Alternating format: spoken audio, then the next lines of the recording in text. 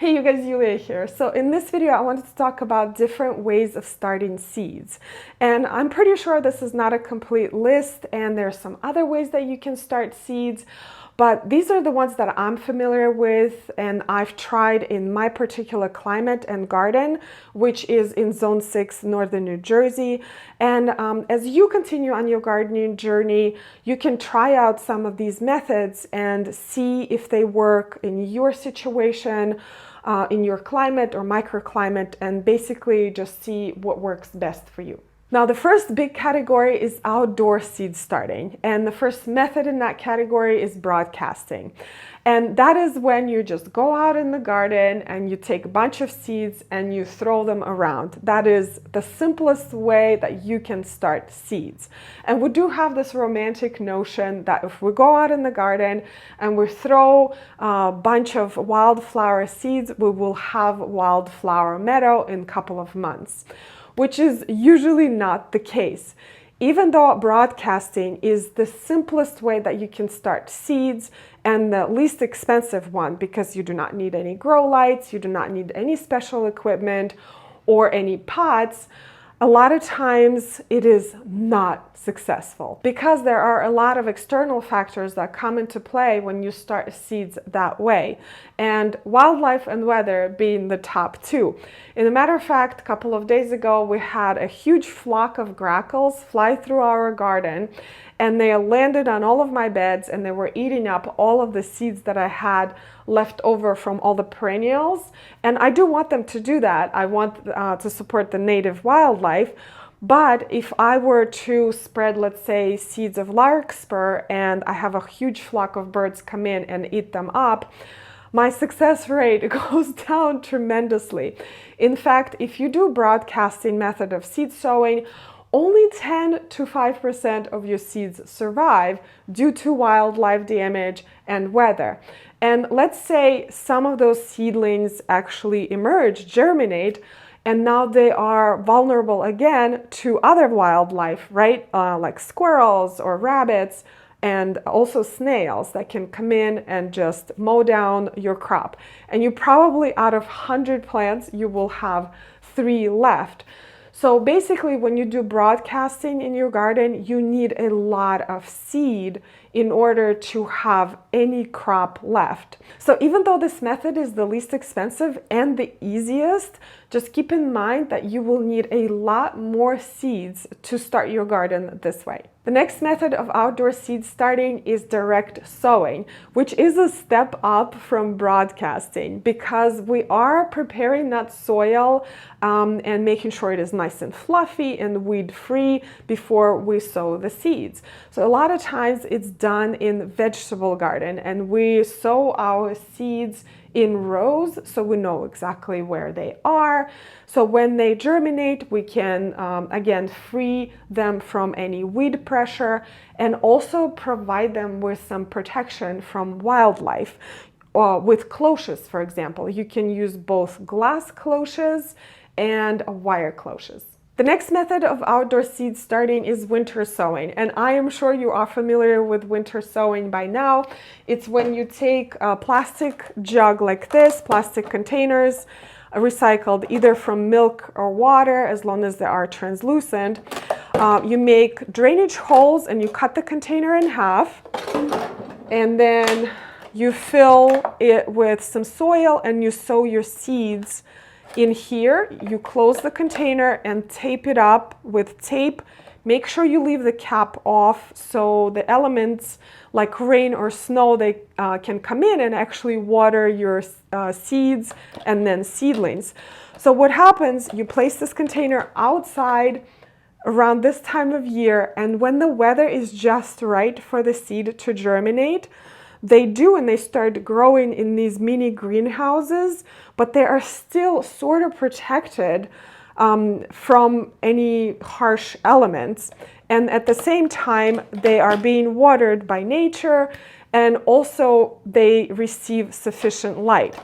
So I have been doing winter sowing for a number of years now, and I have been extremely successful. I would say my success rate over a couple of last years. It's usually 90 to 95%, and I think those 10 to 5% of a failed germination rate is actually due to the seed not being viable. Now, even though winter sowing has worked really well for me, I've heard other gardeners, either in really harsh and cold climates or in warmer climates, that it doesn't work for them.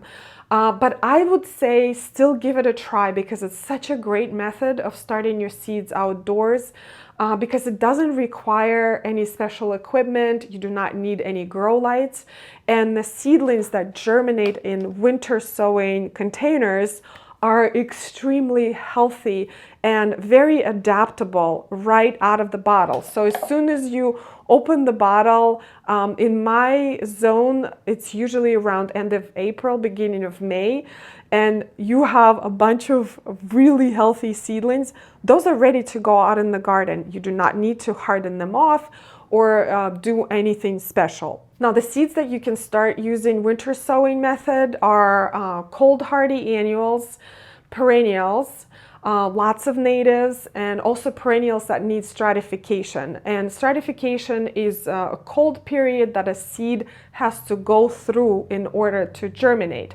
And winter sowing method is great for that, because when you start your seeds in here and you place these bottles outside right now, they can go through a month or 2 months of stratification, and then they're ready to germinate. But when they're germinating, they are still have some sort of protection with these bottles.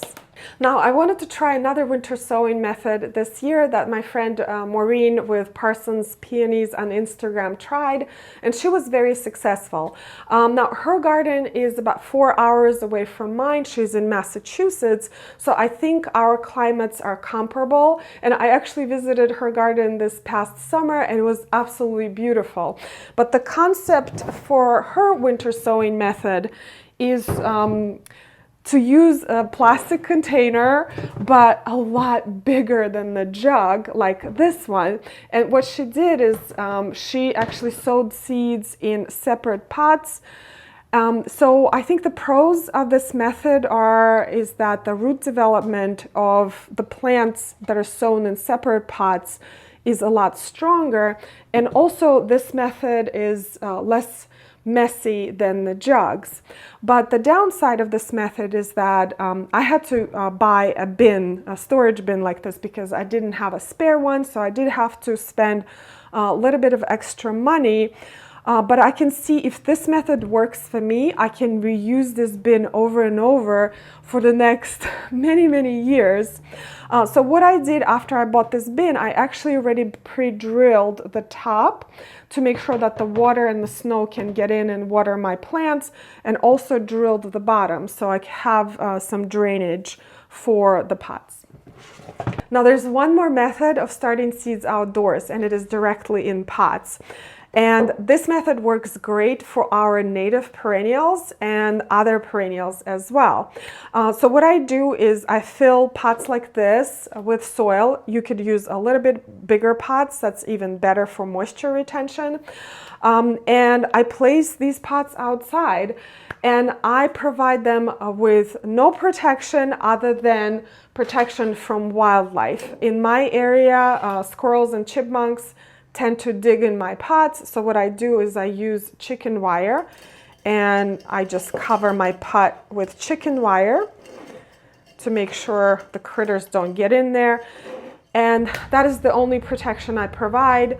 Rain, snow can fall on this. There could be cold weather, it could be mild weather, or weather fluctuations. In fact, a lot of native perennials actually like those fluctuations, and it makes them germinate better and faster. Now, the only thing, do not place the pots under the eaves of your home, because a lot of times you can have overspill from your gutters, and that could dislodge the seeds. So what I'm going to do today is perform an experiment and start this penstemon right here, which is one of our native perennials, and try 3 different winter sowing method. The jug method, the bin right here, and the plain pot, and then we'll see which one performs better.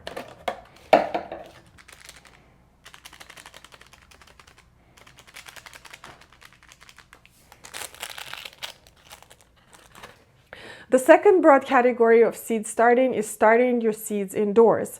And the reason why you want to start some of your seeds indoors is because some of them are frost sensitive or not hardy to your area, and others require a very long period of time to grow before they mature or set fruit or start to flower. And the first method in this category is to simply take a pot, fill it with some seed starting mix, sow your seeds, and place the spot on the windowsill.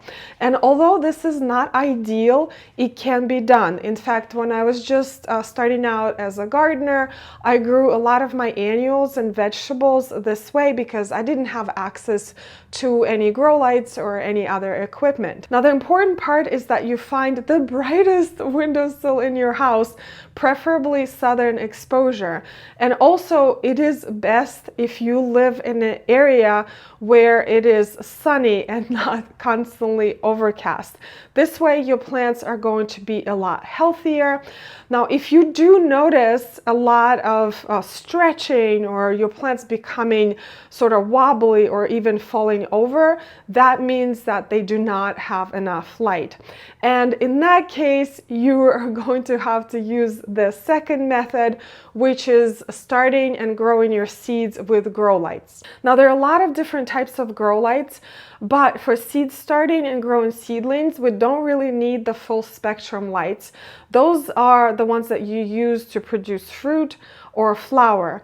So over my gardening journey, I have tried many different types of grow lights, and I will post the ones that I really like in the description down below so you can check those out. And the way you can set up your seed starting and growing system is to use those storage shelves and attach grow lights under them. Also, you can use countertops to start seeds like I did on my kitchen, which is a little bit of a simpler way to start growing seeds. And again, you can start as simple as you like or as elaborate as you like, and it all depends on the number of seeds that you're growing. And here's another seed starting method I'd like to mention. This is soil blocking. And I tried soil blocking a couple of years ago and last year, and I really liked it because it saves on pots and plastic. And I know plastic is a big problem in the gardening, so anytime we can skip that step is great. So you get this handy dandy tool, and this I believe I got from Gardener's Supply. You fill it with seed starting mix and use any flat surface. I like to use, this is like a recycled storage bin. And you press it down, and it creates these little blocks like this, and you put your seed in here, and that's where it germinates and lives for a month or so. Now, the good thing about these is because plants actually do not become root bound versus these cells right here. So they actually air prune themselves. So when the root goes out of the this cube right here, it actually prunes itself. So it makes for a healthier plant. So this is it for the seed starting methods that I'm familiar with, but I do want to mention a few ways that you can expedite a germination of your seeds. And the first one is the heat mat. And the heat mat is so helpful for those heat-loving seeds that just refuse to germinate, like peppers, for example. So let's say you filled these cells with seed starting mix and you put your seeds in here. There's usually a little plastic dome here as well. I'm not sure where it is, but you place this tray on the heat mat and you keep it on for a week or so, or until you see your seeds germinating. Then you turn off your heat mat and you take the tray off, otherwise they may just dry out and die. So be careful with the timing. But the heat mat definitely works in aiding germination. And the second method is the plastic bag method. So all you need is a plastic bag and a paper towel. And what you do is put your seeds on the paper towel, and you mist the paper towel. Don't wet it, just mist it. There shouldn't be any standing water in the bag. And then you zip the bag. You place it in a warm location, and this expedites the germination. All right, you guys, this is it for today. I know this was a lot to digest, but I hope that you find this video helpful in this seed starting season that we're in. Let me know in the comments below how you're starting seeds this year, or maybe if you have some other seed starting methods that I did not mention in this video, let us know. And thank you so much, you guys, for watching this video. I hope you learned something new, and I will see you in the next one. Bye. Whoops. It's actually really funny. Wait. What? 6 Northern New Jersey. And that is when you take a bunch of seeds and you what? That's not a word. And whoa. I am sure, is that a gnat? What is that? And by now, it is when you broadcasting. So this method has been working.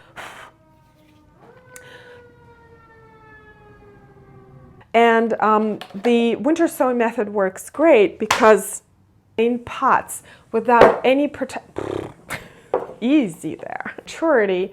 So you have to have that time where you, grammar police coming. You place the seeds on the paper towel. Where are the seeds? The seeds are not coming out. I hope you guys are taking notes.